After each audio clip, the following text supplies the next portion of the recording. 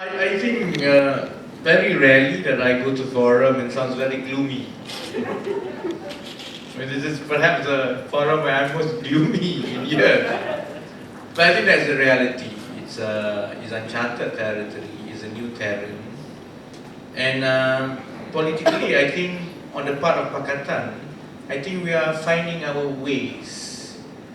Everything was so geared towards the last general election. There were strategies and reasons for certain things to be done that way.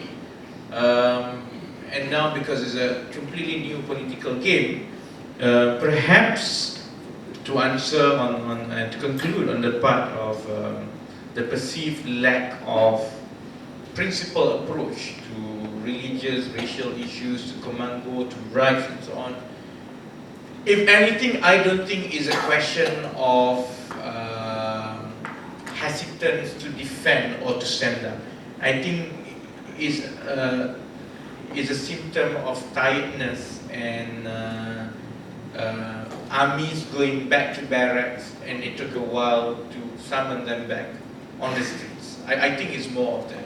And that's why, to answer what should be done, I think quickly Pakatan Rakyat leadership have to take charge. We have to confront this. Whatever that position may be, it's better to make that strong position now and confront it straight away and not allow UMNO to continue playing this game and manipulate the situation. There are a few ways, I suppose, that this can be approached. Obviously, to say that Pakatan Rakyat did not make a stand on the Kalimah issue, I think is unfair, because we suffered electorally for making that stand for 3 or 4 years. Over the last 3 or 4 years, we have maintained the position that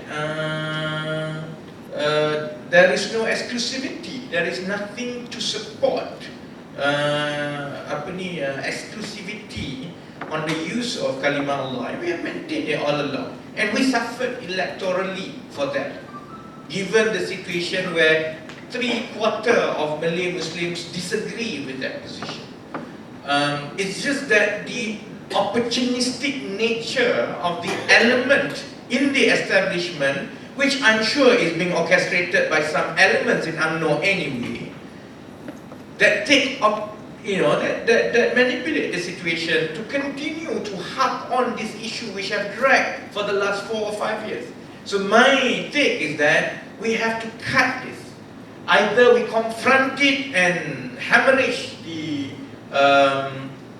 support now, because I'm sure politics is dynamics. We will definitely discover more cows somewhere from UMNO. So if we need to confront and suffer electorally, we will suffer now, because I'm sure 3-4 years down the line, there will be massive scandal on the part of UMNO that will swing and neutralize the position anyway. At least that's what I feel personally. If we were to take strong, to reaffirm our position before, of course it will backfire to us. Not to do that means to continue to plunge the country to this uncertainties and volatile environment where irresponsible elements can always poke fun at our sanity when it comes to race, religion and so on. Or the other way of looking at it, which Pakatan Rakyat leadership may consider as well, that this is the time to really press Najib to honour his words on the aftermath of general election. If he is really sincere about reconciliation, there cannot be a reconciliation for so long as this divisive political play is allowed to continue. No matter what Najib says, he is responsible for what had happened over the last few months, for the revving up of race, revving up of race talks, of elements in his party that continue to go back to race and religious. So I think these are the two questions that Pakatan Rakyat leadership will have to decide very soon. And in my capacity, I sit in the Majlis Pimpinan, and definitely these are among the questions that we have to make decisions very soon. On the other issues, and I think maybe that is the most pertinent discussion tonight, because all the others revolve around it. I just want to respond a bit to Ong's view. I think it's not fair. In fact, it's unfair to say that political parties have ignored rural area. Pakatan Rakyat especially fought in the rural first, and we won in the rural first before we came to the urban side. In between 1999, 2004 and 2008, Pakatan Rakyat was strongest in rural areas. In fact, much of our machineries were in the rural areas and remain in the rural areas. To say that we have neglected rural areas is not fair to us. A disproportionate amount of resources have gone to rural areas. Unfortunately, because of the imbalance and because of the unfairness of everything, nothing that we pour in will be able to match the resources that UMNO and Barisan Nasional pour in. I went to Sabah and Sarawak, for example. We campaign in the most interior in Sarawak. We can spend 3 weeks doing everything, sitting there, playing with them. And the end, couldn't even bother to go into all these long houses and to campaign, because all it takes is one night before election to send 500 ringgit per head.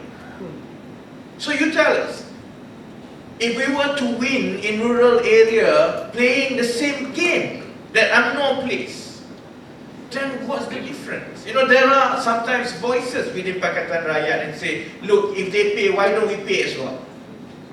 We can't, because otherwise there's no difference between Pakatan Rakyat and Barisan Nasional. So it's a long process.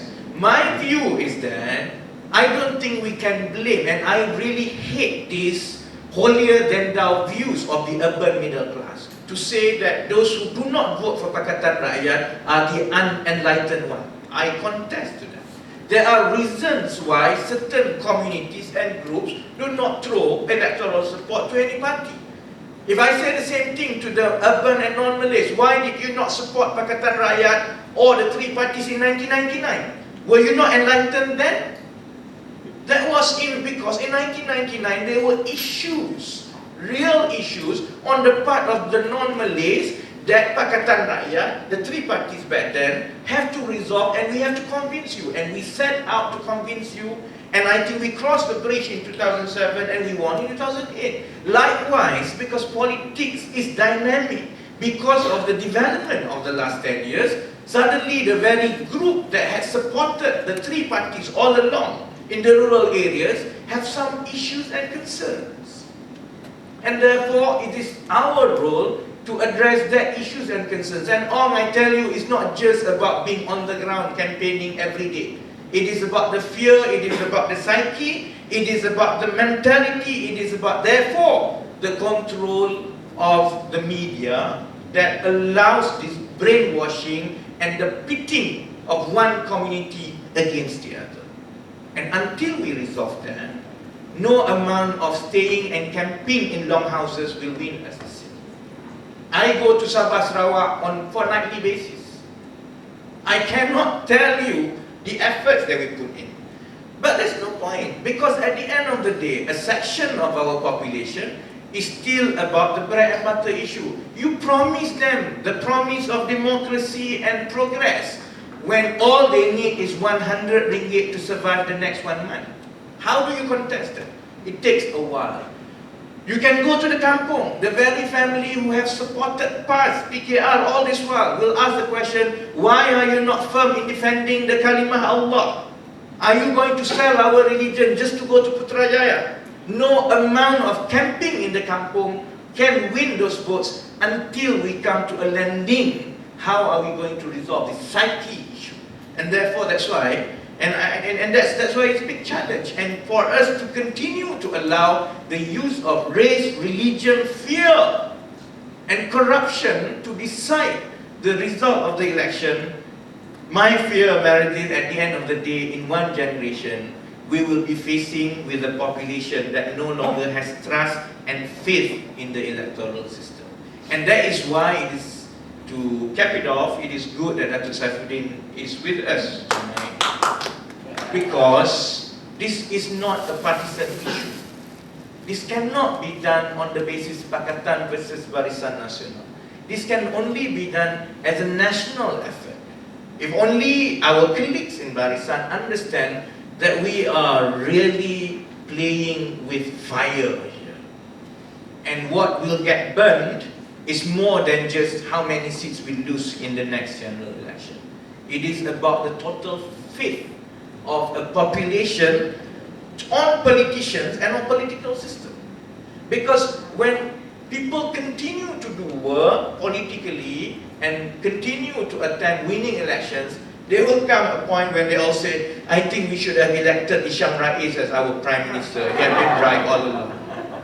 Yeah, so therefore I hope, as much as it is very difficult and gloomy, yet it is not the first time that we go through this very difficult period in our nation.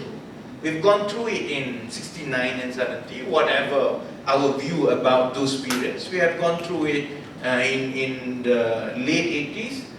It's a difficult situation that requires difficult leadership. I hope that Saifuddin will bring it back to his party and say, stop it, show leadership, and with the combined leadership of both political powers that are here to stay for many years to come, we need to chart a new way for our people, so that let's get rid of this hatred. Seriously, it consumes us. The hatred, the suspicion, it will consume and burn us to the ground. And that leadership on both sides of the political divide, together with the NGOs and interest parties and NGIs, hopefully will provide a much healthier space and avenue that hopefully whatever is the result of the next general election is not going to repeat what we had gone through in the last 7 or 8 months. Thank you very much.